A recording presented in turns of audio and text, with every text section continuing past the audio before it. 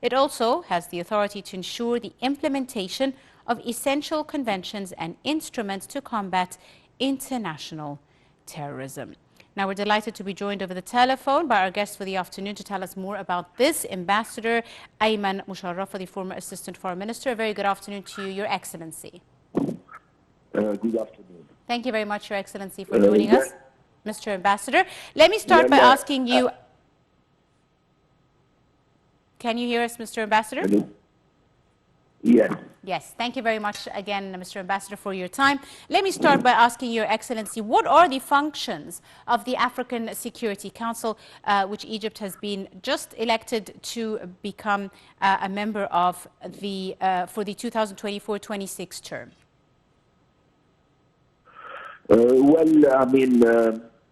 It acts like a small security council on the regional scale.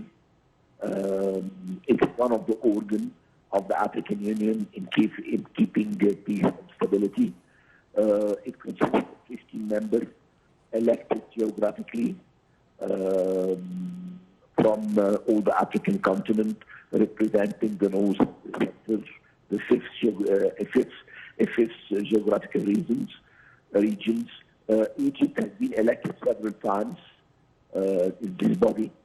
Due to the importance of Egypt in international peacekeeping, Egypt has participated in more than 30 peacekeeping operations all around the world, not only in the African continent. And Egypt is a very important player in resolving conflict and preventing conflict in the African continent. So the overwhelming majority shows the African continent in Egypt in managing such an important task, which is endowed by the African Union itself. Indeed. Mr. Ambassador, during its presidency of the African Union, Egypt also played a major role in establishing the foundations of peace by launching the Silencing the Guns initiative, which was also a very important initiative with regards to maintaining peace and security in the continent. Could you tell us a bit more about this? Cairo is hosting the African Center of Peace Prevention, which shows the importance of this center as to study, the reason and the cause of any conflict and how to prevent the conflicts, not only to intervene in the conflict when it happens, but it's a body which studies the cause and the reasons to prevent the conflict. And this center play an important role in this sense, and it's hosting many African leaders and on the military scale and the political scale to give them the modality of the peace prevention in the conflict. Absolutely. Now, Your Excellency... participated in peacekeeping operations in Mali, in Somalia, in the Polisario conflict, in the police component of the forces, and in several issues and several conflicts in the African continent. Absolutely, Your Excellency. This actually leads me to... positively. Yes, indeed, Mr. Ambassador. This actually leads me to my next question about, the challenges that will be facing the new PSC's crew. We're talking about the ongoing conflict in Sudan. We're talking about the spat between Ethiopia and Somalia after the breakaway region of Somaliland, etc. What other challenges do you see, facing this crew over the next 2 years with regards to the situation of conflict resolution in the African continent? Actually, there is two things. In the Sudan conflict and in the Libyan crisis. Egypt was always hosting political conferences to be able to settle those two issues, and they have invited all around several components of the society in Libya and Sudan, try to find a common ground and to find a political solution for the crisis, and to find a new basis for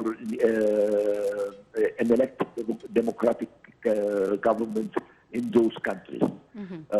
So Egypt is a key player in regional conflict, which is affecting the national security of Egypt. In Somalia, the issue is different. I mean, the breakaway Somaliland is not recognized by the international community as a state. So when Ethiopia is signing, an instrument of using the Port of Barbara without approval of the legitimate government of Somal or the legitimate parliament of Somal, the whole agreement is becoming null and void. So it is very clear in this issue. And this issue too I think it would be dealt with the 30th summit of the African Union here in Addis Ababa. Absolutely. Finally, Your Excellency, how do you see Egypt, investing in this role in supporting the latest situation in Gaza? The Egyptian-African relations, of course, have developed in recent years. What are some of the most important results of this development, and how can they be geared towards support for the Palestinians? Of course, there is unanimous support for the Palestinian rights. You see many African countries like South Africa, they have filed the case with the ICC condemning Israel for the use of force and calling the international community to condemn Israel for the act of genocide, which they were doing this. And you have many African countries who follow suit, South Africa, and they have condemned severely the Israeli policy in trying to liquidate the Palestinian problems, and they are following the Egyptian position in this sense, because actually the Gaza Strip is on the borderline between Africa and Asia. So geographically, this problem is an interdependent problem between in the Middle East and in the African continent.